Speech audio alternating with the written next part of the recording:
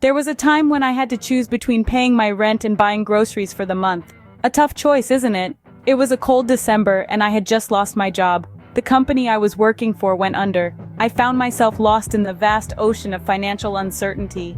I remember the feeling of panic, the sleepless nights, the constant worry.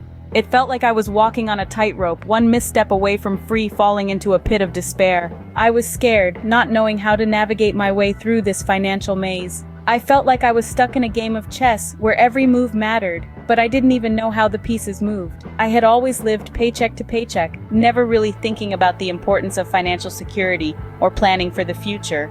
I was like a sailor without a compass, drifting aimlessly in the sea of life. I didn't understand the importance of having a financial safety net, of having savings for those rainy days, or of planning for my future.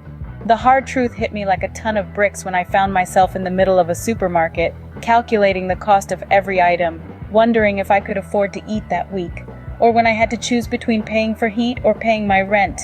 I was living on the edge, juggling debts, and constantly worrying about the future. These struggles, these hardships, they opened my eyes.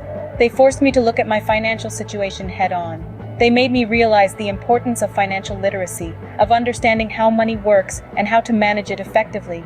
I learned the hard way that financial security is not a luxury, but a necessity. That it's not about how much money you make, but how you manage it. That it's about making informed decisions, about planning for the future, about understanding the value of every dollar.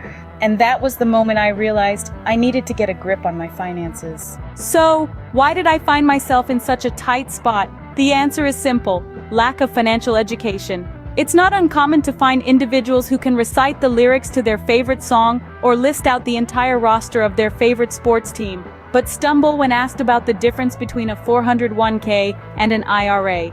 This, my friends, is a prime example of financial illiteracy.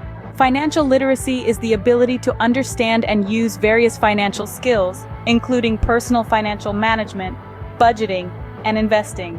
Without these skills, navigating the financial world can be like walking through a maze blindfolded, with pitfalls and traps at every turn. Let's paint a picture with some real-life examples. Imagine Jane Doe, a hardworking woman who earns a decent salary.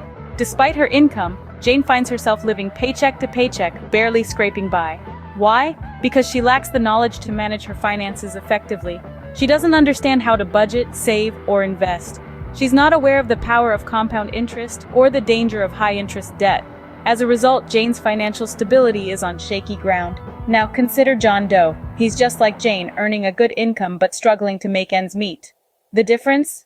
John decided to educate himself about finances. He learned how to budget, save, and invest. He discovered the magic of compound interest and the perils of high-interest debt.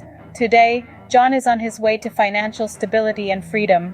The difference between Jane and John? Financial literacy. According to a study by the National Financial Educators Council, adults in the United States who lack financial literacy report facing financial struggles almost twice as often as those who are financially literate.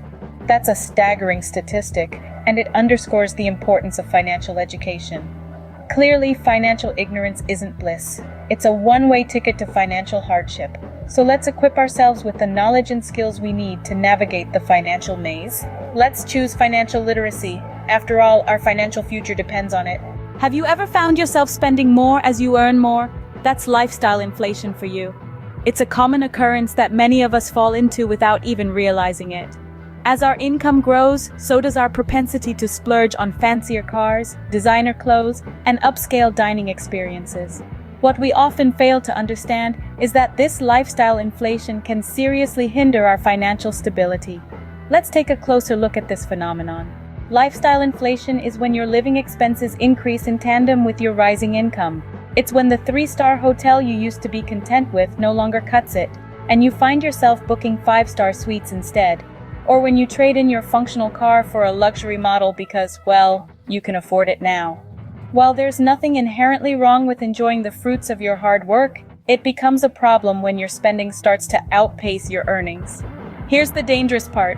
With lifestyle inflation, your ability to save and invest diminishes. You might be earning more, but if your spending increases proportionately, you're left with no surplus to build wealth. You're running on a financial treadmill, earning more only to spend more. without making any real progress. It's important to understand that uncontrolled spending can make you feel like you're perpetually chasing a lifestyle that's always just out of reach. It's a cycle that can be hard to break, especially when you're continually trying to keep up with the Joneses. So how can you combat lifestyle inflation? The answer lies in conscious spending. This involves understanding the difference between needs and wants and making thoughtful decisions about where your money goes. It's about prioritizing long-term financial goals over short-term gratification. Remember, wealth isn't about the outward display of prosperity, but about your financial stability and freedom. It's not about how much you earn, but how much you save and invest. So the next time you get a raise, think twice before upgrading your lifestyle. Consider using that extra income to boost your savings or invest for your future. Remember, it's not about how much you earn, but how much you save and invest. Debt can feel like a heavy chain around your neck pulling you down, isn't it? Let's delve into the depths of this weighty topic. Just like a chain, debt comes in many links, each with its own burden. Credit card debt, student loans, consumer loans. These are the links that can weigh you down if not managed wisely. So how does each link affect your financial situation? Let's start with credit card debt. It's like a quicksand. The more you struggle without a proper plan, the deeper you sink. The high interest rates can inflate your debt faster than you realize. Moving on to student loans. They are often seen as a necessary evil, a means to an end. But the burden of this debt can linger for years, even decades after graduation, hindering your progress towards financial independence. Consumer loans too can be a slippery slope. They might enable you to purchase that shiny new gadget or car, but remember, it's not just the initial cost. It's the interest and the time it takes to pay that debt back that can really add up. But fear not, for every problem, there's a solution. Managing and reducing debt is not an insurmountable task. It requires a bit of discipline, a dash of planning, and a sprinkle of patience. Start by prioritizing your debts. Pay off the high-interest ones first. This is known as the avalanche method, and it can save you a significant amount in interest over time. Consider consolidating your debts. This can simplify your payments and potentially lower your interest rates. And most importantly, create a budget and stick to it. Make sure it includes a plan to pay off your debt and prevents you from accumulating more. Remember, the goal is not just to pay off debt, but to stay out of it. It's about breaking the chain, link by link, until you're free from its burdensome weight. Debt isn't necessarily bad, but mismanaged debt is. It's crucial to keep it under control. Let's continue our journey towards financial independence, one smart decision at a time.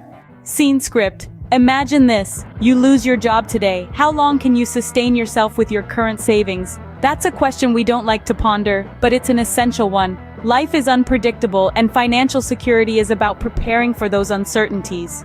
It's about having a safety net in the form of savings and an emergency fund. Let's talk about savings first. Despite the common misconception, saving isn't just about stashing away money for a rainy day. It's about long-term financial security. It's about having funds for your future goals, whether that's buying a house, starting a business, or retiring comfortably. Saving is also about discipline. It's about resisting the urge to spend every dime you earn and instead setting aside a portion of it. It's about understanding that immediate gratification is not always the best choice. Now, let's turn to emergency funds. An emergency fund is a financial buffer that can keep you afloat during unforeseen circumstances, like a job loss, a medical emergency, or a sudden major expense. The question then becomes, how can you start saving and building an emergency fund? Well, the first step is to determine how much you need to save. For an emergency fund, a good rule of thumb is to have 3 to 6 months worth of living expenses. Once you have a target, start small. Save a little bit every month. It doesn't have to be a large amount. What matters is consistency. Next, make your savings automatic. Set up a direct deposit from your paycheck to your savings account. This way, you save before you even see the money. Lastly, keep your savings and emergency fund in a separate account. This helps avoid the temptation to dip into it for non-emergencies. Remember, it's not about having a large income. It's about how much you keep and grow. It's about making smart financial decisions and preparing for the future. A penny saved is a penny earned, and a penny saved today can save you from a financial disaster tomorrow.